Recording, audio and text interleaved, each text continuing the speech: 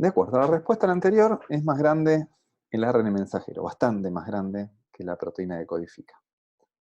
De hecho, uno tiene tres nucleótidos por cada aminoácido. Los nucleótidos son más grandes que los aminoácidos y tenemos 3 por cada aminoácido, así que claramente en cantidad, en peso y todo va a ser más grande el ácido nucleico, el ARN mensajero que la proteína que codifica. Dicho esto, un solo ARN mensajero puede producir muchas proteínas, pero bueno, detalle de color. Bueno, la primera técnica de la que vamos a hablar es SAX. SAX es, como les dije, la sigla, dispersión de rayos X a bajo ángulo. Es una técnica de baja resolución y permite medir cosas grandes. Permite medir no la distancia entre dos átomos, sino la forma general de la macromolécula en estudio. La técnica nos va a dar información justamente de tamaño y forma, y lo que tiene de muy bueno respecto a otras técnicas es que los requerimientos para la muestra en sí son muy simples. Lo único que necesitamos es una muestra que sea soluble, no necesitamos que esté a alta concentración, así que no hace falta mucha cantidad de muestra, que muchas veces obtener muestra pura no es fácil, así que note que no haga falta mucha cantidad es siempre muy bueno. El único requerimiento un poco complejo es que la muestra tiene que ser monodispersa. Y no es que tenga que ser monodispersa para obtener un resultado de SAX, sino que tiene que ser monodispersa para interpretarlo. Porque para interpretar el resultado voy a asumir que todas las partículas que están en solución son idénticas. Eso me va a permitir hacer calculitos y definir la forma de los dispersores que me están dando el resultado de SAX. SAX de por sí, digamos, es una técnica, tiene sus complejidades y demás, pero se usa mucho para complementar información obtenida por otros medios. ¿Sí? ¿Y qué es lo que permite hacer? El dato de SAX es una curva que parece bastante aburrida. Acá tenemos 3 curvas, datos crudos de SAX, que ahora vamos a ver exactamente qué son, pero son curvitas, y que cuando se ajustan, me pueden dar una idea de la forma de los dispersores. La curva 1 corresponde al dispersor 1, esta cosa rosa. La curva 2 corresponde a este complejo que hace el dispersor 1 eh, con otro dispersor que hace un complejo rosa-verde. ¿De acuerdo? Y de vuelta, lo que me da es una imagen de baja resolución. Esto es una técnica en particular, que se puede, una forma de calcular el, el resultado de SAX. La información más directa que me da el SAX a bajo ángulo es el radio de giro del sistema o la distribución de radios de giro del sistema de dispersores. ¿Cuál es el principio de SAX? No voy a entrar mucho en detalles ahora porque vamos a dar una clase o 2 clases de cristalografía de rayos X donde vamos a explorar esto en mucho más detalle. Pero simplemente creo que piensen eso. Imagínense que estamos iluminando una muestra con una luz con un frente de onda, una luz de un frente de onda de monocromático. Es decir, de todas las ondas tienen la misma longitud de onda. Si esa muestra tiene dispersores en posiciones arbitrarias, dependiendo de la posición donde se disperse la luz y la dirección en la que yo detecte la luz dispersada, voy a tener una señal más fuerte o menos fuerte en función de cuál sea el camino que recorra la luz desde un dispersor hasta el detector, de cada uno de los dispersores hasta el punto en el detector. Si el camino de la luz dispersada de los dos puntos, de este frente, tiene una diferencia de un número entero de longitudes de onda, lo que voy a tener es que las dos ondas van a llegar con la misma fase y se van a reforzar, y voy a tener un punto brillante. Si, en cambio, tienen un número de n más 0,5 longitudes de onda, van a llegar exactamente desfasadas cuando una sube y la otra baja, y la resultante va a ser 0. Entonces, si llegan en fase se va a reforzar, en contrafase van a cancelar, y que lleguen en fase o en contrafase depende de la posición relativa de los dispersores. Es decir, que el patrón de dispersión, o sea, si yo mido en distintos lugares, si saco una foto de la dispersión, va a estar codificando la distancia entre pares. Un poco esto ya lo tienen que haber visto, digamos, la idea de la interferencia, de ondas, lo tienen que haber visto, le llamo a la memoria emotiva, en sus clases de física, donde vieron difracción de luz, ¿no? O tal vez se acuerden del experimento de interferencia de dos ranuras, donde también el experimento de Young, de interferencia entre dos ranuras, que fue una forma de demostrar la naturaleza ondulatoria de la luz, donde se calcula cómo, digamos, si llega un frente de onda, cómo llega a distintos puntos de una pantalla donde yo detecto, qué intensidad de luz retengo en función de cuál es la fase relativa de las ondas. Si llegan con la misma fase se refuerzan, si llegan con fase opuesta se cancelan. Entonces, bueno, ¿cómo interfieren los dispersores? Uno puede hacer cuentas de vuelta, no vamos a entrar en estos detalles ahora, lo vamos a hablar mejor cuando veamos difracción de rayos X, que es esencialmente lo mismo pero con dispersores ordenados. Simplemente quiero que se den cuenta que hay una relación entre las distancias que yo puedo medir y la longitud de onda con que yo estoy irradiando la muestra. O sea, con una longitud de onda más larga voy a poder distinguir distancias más largas, con una longitud de onda más corta voy a poder distinguir distancias más cortas. Básicamente eso tiene que ver con la geometría. Acá este S representa la longitud de onda. El vector de onda tiene que ver con la longitud de onda. Y las cosas se calculan en función del vector de onda. Ahora, ¿qué es lo que pasa? Si yo tengo dos dispersores, la cosa es fácil de calcular. Si yo tengo muchos dispersores, la cosa no es complicada de calcular, es simplemente una suma. Pero una suma de muchos dispersores en posiciones arbitrarias ya entonces empieza a complicar el tema. Ahora, lo que yo obtengo cuando hago un experimento de difracción va a depender de cómo estén organizados los dispersores. ¿De acuerdo? Si yo tengo un cristal, que esto lo vamos a ver de vuelta en un par de clases, lo que voy a tener es un patrón de interferencia donde voy a tener posiciones muy particulares donde voy a tener interferencia constructiva y puntitos de difracción, y un montón de posiciones donde no voy a ver nada. Y va a ser un patrón muy bien definido. A partir de este patrón, yo puedo reconstruir la posición exacta de los átomos en el espacio que tiene lugar este patrón de difracción. ¿De acuerdo? Eso lo vamos a ver de vuelta en un par de clases.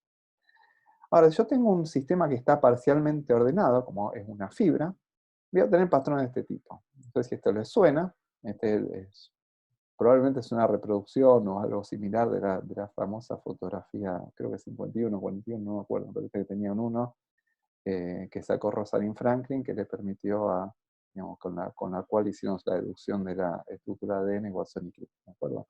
Esto es un patrón de difracción de fibras, que es menos bonito que este, pero permite conocer los parámetros de los dispersores. Si yo tengo un polvo, lo que voy a ver, voy a perder una parte de la orientación, pero voy a mantener el patrón de distancia. Y si yo tengo solución, mi patrón va a ser una cosa difusa.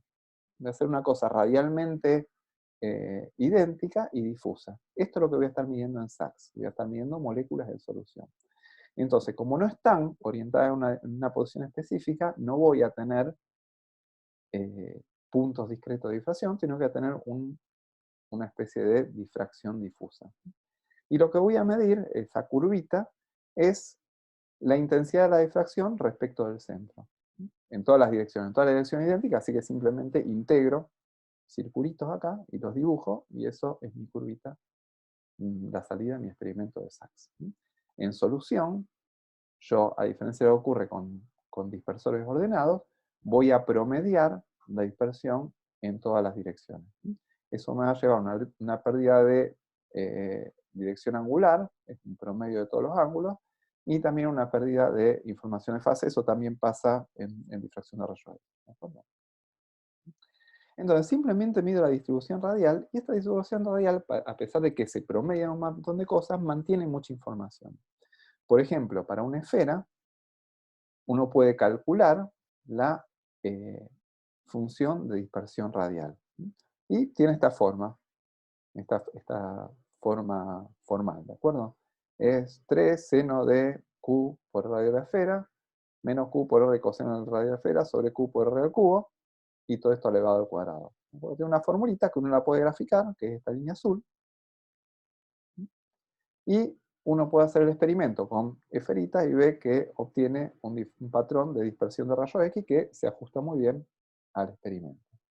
Entonces, a partir de, digamos, si yo conozco, digamos, yo tengo una solución que están flotando en la solución esferita de un radio R, voy a tener este tipo de respuestas. Si tengo este tipo de respuestas, a su vez, puedo decir, en mi solución están flotando esferitas de rayos X, de radio R.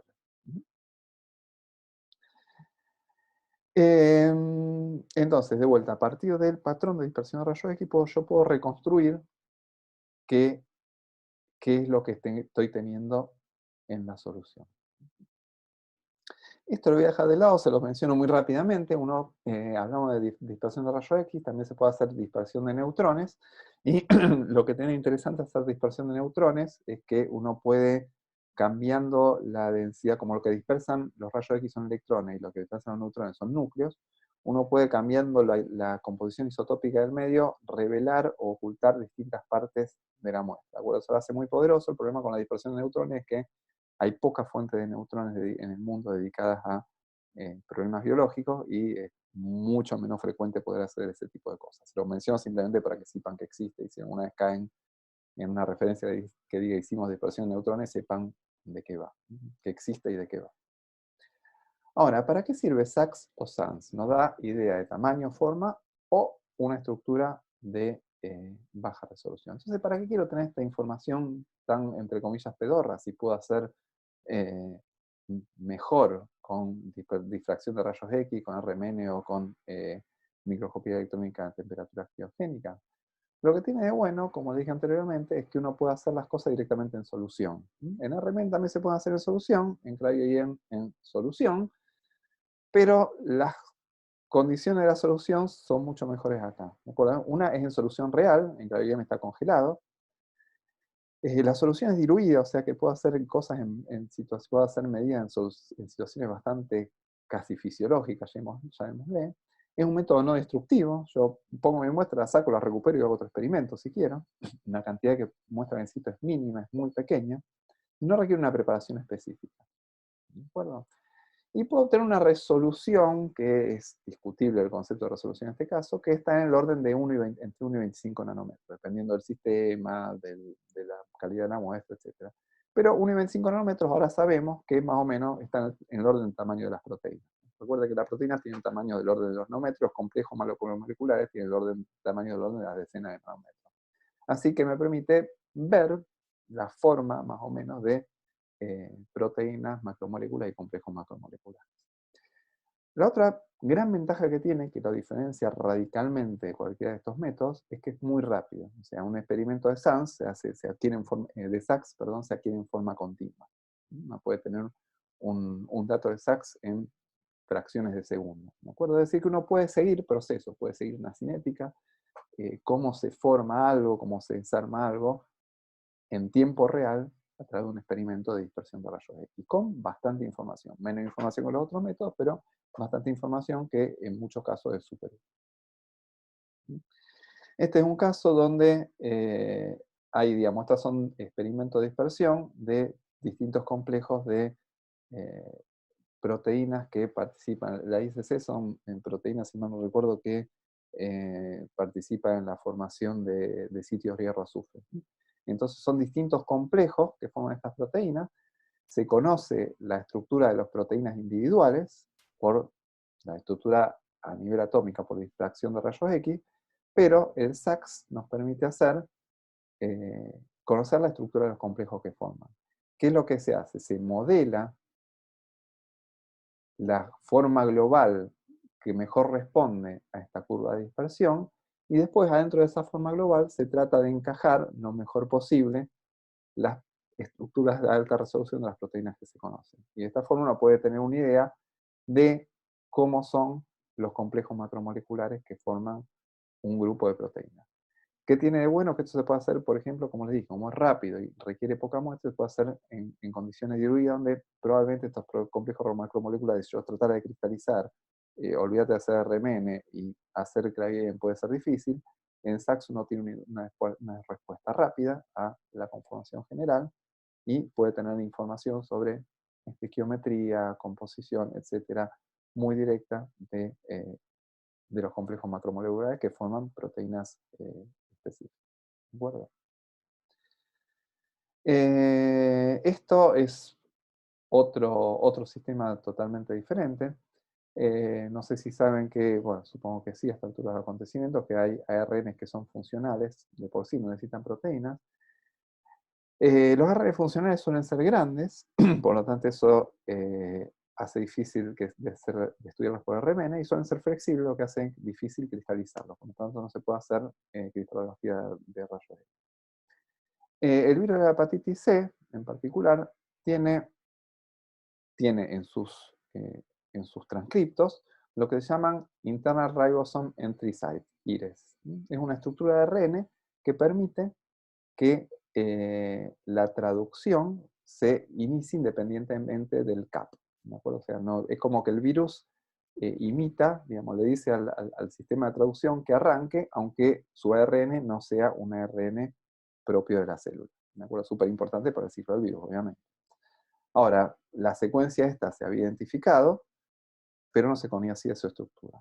Sí se conocía la estructura de fragmentos de esta estructura, tanto por cristalografía como por RMN. Entonces, ¿qué es lo que se buscó? Es entender cómo es la estructura de partícula completa a través de experimentos de SAXS. Ahora, ¿qué es lo que pasa con los experimentos de SAXS? Los experimentos de SAXS no permitían ajustar a ninguna estructura en particular. Es decir, no había ninguna forma de juntar todas estas subestructuras, como ocurría en estos experimentos, y reproducir bien la curva de SAXS. Entonces, ¿qué es lo que se hizo en este caso? Se hizo un estudio de dinámica molecular reconstruyendo, haciendo bailar a los cachitos de ARN, y se generó un conjunto de conformaciones que respondía que reproducía los datos experimentales lo mejor posible. Eso permitió un ajuste óptimo de datos experimentales y obtener no una estructura fija del sitio interno del IRES, del Internal Ribosome Entry Site del virus de la hepatitis C, sino un conjunto de estructuras que probablemente representen mucho mejor la realidad de cómo es la conformación global de este fragmento grande de ARN.